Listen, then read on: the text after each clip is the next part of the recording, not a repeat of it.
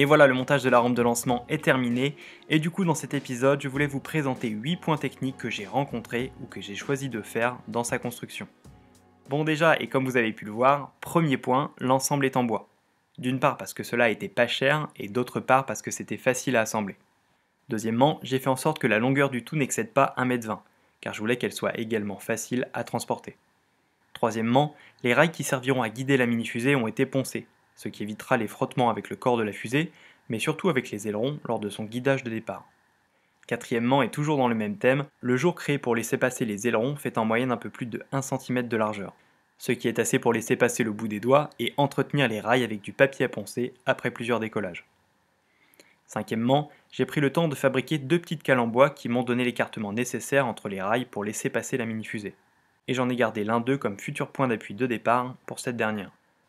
Sixièmement, et aussi bêtement que cela puisse paraître, j'ai ajusté la longueur de mes différents rails à la scie, seule méthode efficace que j'ai trouvée.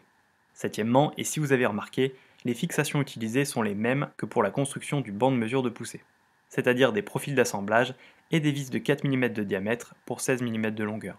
Ce qui m'a permis d'ajuster la rampe de lancement lors de son assemblage et surtout donner une certaine liberté avec la précision des pièces utilisées lors de sa construction. D'ailleurs, à noter que le restant des fixations utilisées étaient des vis de 5 mm de diamètre pour 70 mm de longueur. Enfin, huitièmement et dernier point, ce qui m'a permis de bien fixer la rampe de lancement au sol, c'est avant tout des baies de sardines fabriquées maison et cela avec des simples fers à béton.